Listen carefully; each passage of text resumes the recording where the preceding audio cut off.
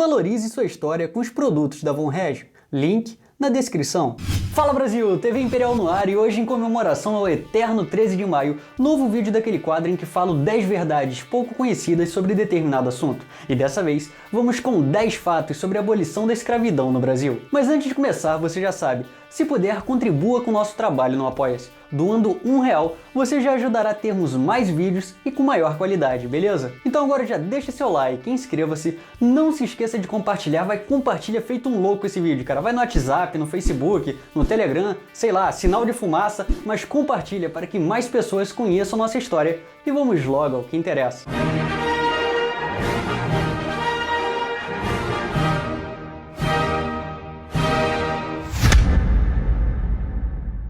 Uniu todo o Brasil. O abolicionismo demorou a ganhar força em uma época em que a economia dependia da mão de obra escrava, mas ao crescer, passou como um trator por todo o país. Surgindo de uma elite intelectual, ele conseguiu ter núcleos em todo o império, não apenas com simpatizantes que achavam a ideia bonitinha, mas principalmente com militantes que divulgavam os ideais de libertação. E justamente por ser assim, ele uniu praticamente toda a sociedade, desde escravos e libertos, passando pela nobreza como o Barão de Macaúbas e, claro, a realeza, principalmente com Dona Isabel. E o grande líder disso tudo foi o engenheiro André Rebouças. Teve uma longa jornada, mas como eu disse, essa ideia demorou para ganhar corpo. O mundo no século XIX tinha uma grande manchice, que era ver a escravidão como algo normal. E no Brasil, para piorar, existia a ideia de que ela era necessária para o progresso. E isso não partia, como se pensa, de uma classe de brancos opressores, que porventura não existia. A elite e nobreza brasileira sempre foi mulata. Essa cultura estava enraizada em vários setores da sociedade, tanto que até negros tinham escravos. Como exemplo temos Francisco Paulo de Almeida, o Barão de Guaraciaba, que foi o negro mais bem-sucedido do Império, porém estava longe de ser abolicionista, sendo dono de fazendas com cerca de 200 cativos. Ou seja, mudar esse pensamento não seria nada fácil, e muito menos algo que viria rápido. Foi um movimento cultural. Agora, como mudar esse pensamento? Apenas uma canetada? Isso seria impossível sem apoio político. Vale lembrar que éramos uma monarquia constitucional e parlamentar. A coroa não tinha poder absoluto para decretos assim. Então o foco foi o seguinte: agir no meio cultural. E ao contrário do que muitos gostam de falar, a família imperial ajudou muito, principalmente com exemplos, sempre mostrando que éramos todos iguais, independente de qualquer coisa. Por exemplo, tínhamos políticos de alto escalão que eram negros, como o profeta do Apocalipse, o Barão de Cotegipe, que chegou a ser chefe de governo. Nessa época, mesmo tendo abolido a escravidão anteriormente, isso era impossível nos Estados Unidos. Temos também o caso do conselheiro e amigo do imperador Francisco de Montezuma, o Visconde de Jequitinhonha, que foi deputado, ministro da Justiça, representante do Império na Inglaterra, senador e até presidente do Banco do Brasil. Isso sem contar que, mesmo existindo o racismo e a própria escravidão, isso jamais impediu a ascensão social de negros, seja nos negócios, como o Barão de Guaraciaba, ou na política, como Cotegipe e tantos outros, planejada para ser gradual. Para tentar desqualificar o 13 de maio, muitos falam que a Lei Áurea foi um nada, que quase todos os escravos já estavam libertos antes dela. E isso é verdade, porém outro fato é que a abolição foi pensada para ser exatamente assim. Desde que Dom Pedro I percebeu que a emancipação geral de uma única vez seria impossível, começou o planejamento para que ela fosse gradual. Assim, a ideia cresceria no campo político, ao mesmo tempo em que a cultura escravagista fosse enfraquecendo. E isso passou por um longo processo, desde a proibição do tráfico negreiro, depois com as leis do ventre livre e dos sexagenários. Nesse meio tempo, a maior parte dos cativos já estava liberta e seguindo suas vidas. E para coroar tudo, veio a Lei Áurea. Líderes monarquistas. Geralmente a escola ensina que o movimento abolicionista queria a liberdade dos negros, mas também a implantação da república. Porém, isso não é tão verdade. Líderes como André Rebouças e Joaquim Nabuco defendiam o terceiro reinado com a princesa imperial no trono.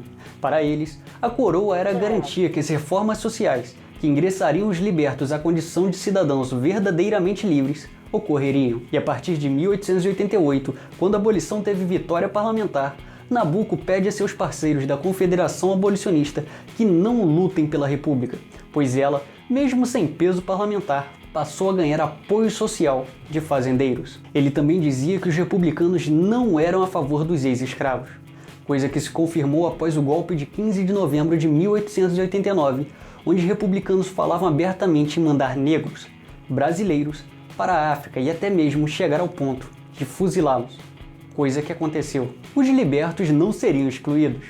Bom, outra coisa que se ensina sobre a abolição é que ela ocorreu e depois os negros foram deixados de lado, certo? Errado. Existiam inúmeros projetos para ingressar o liberto à sociedade, sendo o principal deles o trabalho. Sobre isso temos planos como o do senador Dantas e de grupos abolicionistas, que, mesmo tendo certas diferenças, visavam fazer uma reforma agrária, onde terras do Estado seriam cedidas a libertos para que eles pudessem trabalhar e morar. Detalhe, seriam terras do interior do país, ou seja, ainda no século XIX começaria a interiorização do Brasil. E se você ler a última fala do trono de Dom Pedro II, de maio de 1889, verá que Sua Majestade pede ao Parlamento o pronto início desse processo. Com isso, teríamos o que Rebouças chamava de democracia rural, que daria liberdade de trabalho e fortalecimento dos negócios com mais concorrentes. Para ele, isso só faria o Brasil crescer e tornar-se uma grande potência. O plano da princesa. Aí você pode até falar, mas só trabalho não basta, o que faz um país grande é educação. Concordo, e olha só que coincidência, isso também foi pensado. E um dos planos para desenvolver a educação do Império veio de Dona Isabel. Ele foi resultado de sua amizade com o fundador da Pia Sociedade São Francisco de Sales, ninguém menos que São João Bosco. Nesse projeto, os negros receberiam educação e cursos profissionalizantes aos moldes do Instituto Salesiano, coisa que os faria ter carga técnica e intelectual para competir no mercado de trabalho que estava se desenvolvendo. A Lei de Ouro. Agora uma curiosidade, a palavra áurea significa algo feito de ouro, e por conta disso foram criadas penas, uma espécie de caneta que você molhava na tinta para poder escrever, feitas de ouro para que a princesa imperial assinasse a redenção de uma raça. E na euforia popular que ocorreu em maio de 1888, foram criadas 3 penas de ouro. Uma foi ofertada pela maçonaria, mas que Sua Alteza rejeitou. Outra de um grupo abolicionista que cravou o brasão imperial na pena, que também foi rejeitada, vindo a princesa só aceitar uma que a Confederação Abolicionista, por meio do Quilombo do Leblon, lhe deu. Recebeu apoio imperial. Pouca gente sabe, ao ponto de chegarem até a afirmar que Dom Pedro II ganhava dinheiro com a escravidão. Existe gente que diz isso, até os que têm diploma. Mas a família imperial brasileira sempre apoiou o abolicionismo. Dom Pedro I escrevia jornais contra esse mal, que o próprio já havia tentado acabar por 2 vezes. Uma na Independência em 1822 e depois na Constituinte em 1824. Com Dom Pedro II houve ainda mais pressão. Nosso imperador sempre cobrava nas falas do trono que a classe política encerrasse logo o que ele considerava o câncer do Brasil. Mas, como eu disse, não éramos uma monarquia absolutista. Tudo deveria ser feito dentro da lei, passando pelo parlamento.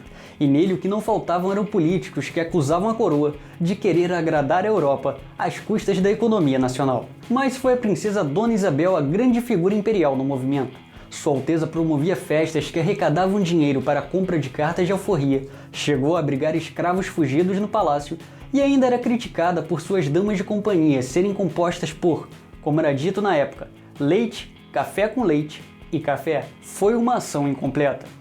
O abolicionismo não acabava em uma simples lei. Ele era um movimento reparador que visava ser um estatuto de igualdade racial. E essa obra seria completada no reinado da imperatriz Dona Isabel. Mas em vez disso, tivemos um aborto histórico. No lugar de termos abolicionistas dominando o parlamento com políticas sociais de inclusão, a República deu aos fazendeiros o comando total do poder. E tudo se perdeu. Prova disso foi o próprio André Rebouças, que viu seus planos morrerem com 15 de novembro e partiu para o exílio junto com a família imperial.